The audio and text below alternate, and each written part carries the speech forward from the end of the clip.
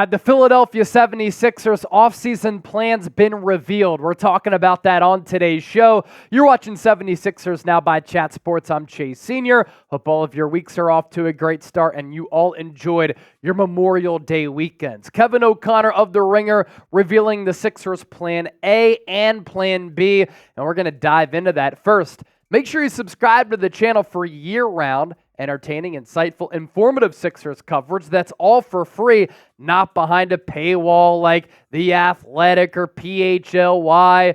What we do, it's for the people. We're also in the midst of a great sub-battle here in the month of May with only a couple of days left in this month between 76ers Now and the Miami Heat report. As you can see, we've closed the gap a little bit, but again, let's get that dub. And at the end of the day, you're winners because you get year-round Sixers content right here on the show. Let's get into it. 76ers offseason plans revealed, and Kevin O'Connor of The Ringer saying Paul George remains the Sixers' primary target during this offseason. Here's what KOC had to say in his article. Sources around the NBA believe the 76ers have a real chance of signing Paul George this summer. Although George just turned 34, he's still a tremendous scorer, facilitator, and defender. One night, George plays like an MVP. The next, he's an elite 3-and-D role player. This type of versatility is exactly what the Sixers need. They're looking for another star, but they also need players who can fill various roles. PG-13 is both, which is why sources familiar with Philly's strategy say he is the team's plan A in free agency. Now, remember what Daryl Morey had said in his post-season press conference. We want a wing who can score and perform in the playoffs. And then you think about what KOC said and what we've talked about here on the show. Paul George and the variety of ways that he can impact the game, a much better fit than Tobias Harris, who is trying to fit a square peg into a round hole in his 4 + 5 years in Philadelphia, depending on how you look at how he performed after the trade, and it just never made a lot of sense, and the fit was never seamless. Why Paul George makes sense in our eyes, he's an elite 3-level scorer. He can get to the cup, throw down with the hammer, lay it up. He can finish when he is contested. He can also create his own shots at all 3 levels, whether it be getting to the 10, pulling up from the mid-range, hitting a fadeaway, little jab and pull up, or the 3-point shot. He is also still a great defender. And how many times was Tobias Harris, as this team's number 3 option, targeted by a Jason Tatum or an elite offensive player because he just doesn't have strengths in that area like Paul George does. What I also like about PG-13 is the size-skill combination. We were so pumped up about the athleticism from Kelly Oubre at the wing spot. Maybe Paul George isn't as twitchy as Kelly Oubre, but he gives you that athlete at the wing position, and he's played with other stars. He's very familiar with some nights being the number 1 or being the number 2, relegated to that number 3 role. This is not another Tobias Harris situation. Paul George is a top 25 player. Tobias Harris hasn't been close to that, yet he's been making $36 million. Paul George is going to cost more than that, but you're getting more from that investment. And how many times did we see Tobias Harris struggle with the catch and shoot? For Paul George, that is a strength of his, whereas Harris really lacks that, and he needs more offensive ample opportunities to kind of catch a rhythm and to find his offensive rhythmic flow. Paul George can just fit in a plethora of ways. And you look at the specific catch and shoot 3-point numbers last year, Paul George, 45.5% on 4.5 attempts. Tobias Harris, 36.5% on less attempts at 2.9. So Tyrese Maxey and Joel Embiid, a lot of nights, they're going to take over games. But how awesome is it that you can have that third option who can also take over the offense if he needs to, or the flexibility of letting Maxey and Embiid cook, and then Paul George can hit those corner threes. And if he wants to age a little bit better, he's going to be able to do that, Chip, with Philadelphia. I get that he has the injury history. He's older. He'd be very, very expensive. But if he can stay healthy, this makes the Sixers a championship threat. Yeah, those injuries are pretty much the only reason right now I'd be a little hesitant. But he played 70-plus games this past year. And really, outside of L.A., he's been healthy besides, the broken leg in Indiana. But he was healthy for the Thunder when he was playing like an MVP. He was healthy this season. And I love what O'Connor had to say about why the Sixers want him so much, right? His versatility. Yes, he's a superstar. He's going to get paid like it. But he can fit in so well in so many different roles, sort of in a way that, we wanted Tobias to score some nights. Other nights he'd be doing other things. Like Paul George has played with Russell Westbrook when Russell Westbrook was in his prime.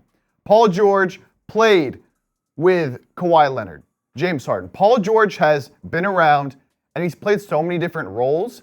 He's totally comfortable, not being the number one guy every night, not even being the number two guy every night. Now, will he have to be sometimes when maybe Maxey or Embiid aren't totally on or one of them's injured? Yeah, but he can do that. And I think, again, that reason, he can fill so many roles. He can do so many things. He's so versatile. I think it makes total sense that he is Daryl Morey's number one option right now. Yeah, and it would just be fascinating in a playoff series to have just the versatility and the options to have Tyrese Maxey close, Joel Embiid close, Paul George close, and they can just fulfill all these types of different roles. And look, I know people have ripped Tyrese Maxey's defense. I think he's better than advertised. This also helps you on the defensive end, where at all three levels now, you're pretty sound defensively, where Joel Embiid is always going to be that backbone protecting the rim. But now you have that Paul George to stick and guard multiple different positions.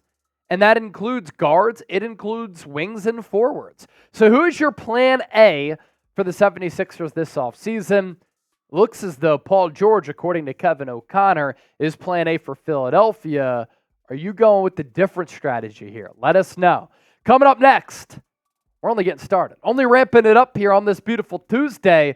The 76ers backup plan if they can't sign Paul George. First, today's show is sponsored by Prize Picks, the best daily fantasy sports app in the game.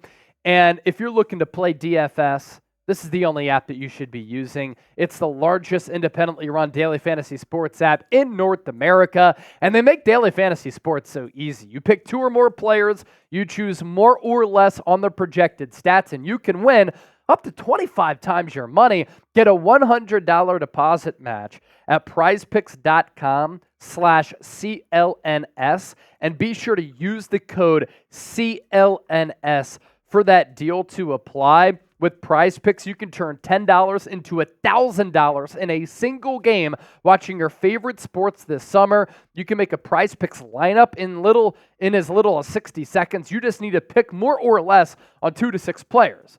So speaking of that, here are our selections for some Tuesday night hoops. Mavs looking to punch their ticket to meet the Boston Celtics in the NBA Finals. Jaden McDaniels, more than 10.5 points. Naz Reid, more than 12.5 points. Kyrie Irving, more than 32.5 points, rebounds, and dimes. Win big money, withdraw your winnings, all within the Prize Picks app. Pick more, pick less. PrizePicks.com/CLNS. Paul George, plan A. Brandon Ingram, plan B. Sixers appear to be eyeing the New Orleans Pelicans' younger wing player. Let's get into this. KOC with BI info and intel. Aside from the pipe dream that Kevin Durant or Jimmy Butler would ask to be dealt directly to Philadelphia, sources familiar with the Sixers thinking say that Brandon Ingram is the primary fallback plan. Ingram would have to be acquired in a trade from the New Orleans Pelicans since he's under contract for $36 million with the 15% trade kicker through 2024-2025. But the Sixers could absorb him without sacrificing any salary, a major benefit to the Pelicans, who could then operate with cap space and receive draft picks from the Sixers. The pros and cons of Ingram. And let me say this. Ingram for $36 million as compared to Tobias Harris for $36 million. I'm okay with this being your backup plan. Not the primary plan, but plan B, you can convince me that this could work. The pros, go-to scoring ability. He, too, can score at all three levels. He's excellent off the pick and roll. The two-man game off the pick and roll, pick and pop between Embiid and Maxey was glorious. Imagine having Ingram as part of that equation. And he's become, over time, a more improved playmaker and passer. The cons, he's a little bit smaller. He's slight, thinner frame. So there are durability concerns. He's a little bit of a limited defender.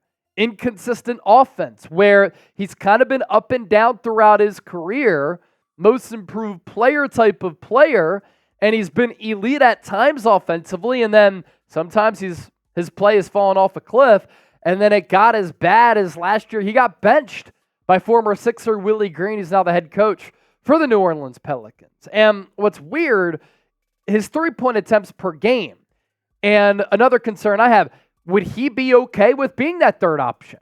Or would it be that Tobias Harris-like situation where he struggles to get into his offensive bag because he doesn't have the ball in his hands as much as he's accustomed to because of Embiid and Maxey? The three-point attempts per game, 2020-2021, 6.1. But it's gone down the last couple of years to 4.1, to 3.6, and then back up to 3.8. Why has he gotten gun-shy in shooting the three-pointer?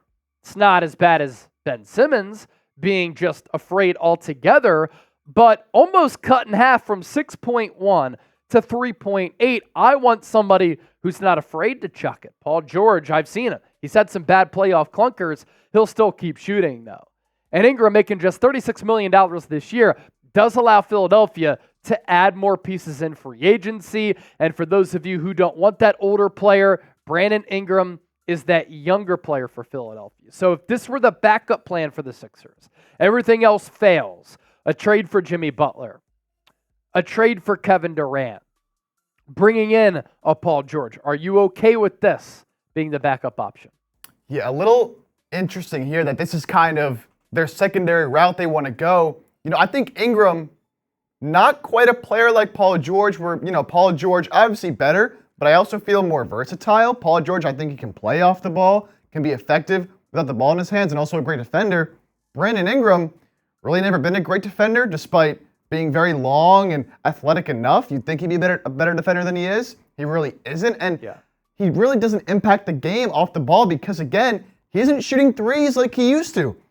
His first year, 2 years in New Orleans after he was traded by the Lakers, he was shooting, as we said, 6 threes a game, and he was hitting 38% of them. He was shooting them, he was hitting them. I don't know what's happened over the past few years for him to move away from that, but he operates so much in the mid-range now that, you obviously have Embiid always operating in the mid-range. Maxey has really added that element to his game. Now you have Ingram, another guy who is going to need the ball in his hands and is going to be operating a lot, again, in the mid-range and attacking downhill towards the paint. I do think, depending what you give up for him, again, he's going to be cheaper, so you could trade for a Brandon Ingram and then also sign, maybe you have enough space for a Malik Monk or somebody that can create their own shot from three and be more of a floor spacer. Another reason I like Paul George better, and I think the Sixers also have him higher in their list, is because, you don't need to give up anything for Paul George besides money. If you're getting Ingram, you're trading away those picks that you have now, as opposed to if you sign Paul George, you still have those picks to improve the team. Now you trade for Ingram, takes up $36 million, and you lose out in the picks. I don't love his fit here, but I also don't think he's capped out as a player. I think he has room to grow, and he's shown the ability to be a floor spacer. He just has to get back to it. So we'll see. I like him as a plan B, but again, plan B for a reason. Entering his age 28 season, and the year before the 6.2 3-point attempts, or 6.1 that we showed you, the first year with the New Orleans Pelicans, that's when he won Most Improved Player that I alluded to a little bit earlier. He was taking 6.2 three-pointers per game at a 39% clip. So back-to-back years, he went 39% and 38% on north of 6 attempts. And then with fewer attempts, the numbers have gone down with the exception of him going 39% from three-point range 2 years ago. So it's a player who can give you 20-plus points per game every single night. He can create his own shot. I just want to see the return of him being an aggressive offensive player. And that's why I worry that he comes to a city like Philadelphia where there is a lot of pressure, where he starts to feel that noise. If he does struggle a little bit, could it be the Tobias Harris situation all over again where you're paying a player a lot of money who's coming up short, who doesn't seem to be a city fit or a scheme and team fit, and then once again, you're missing your window. Be sure to subscribe to us here on Philadelphia 76ers Now. Just hit that sub button down below. Some extraordinary content still to come all throughout this week because that's what we do here on this show.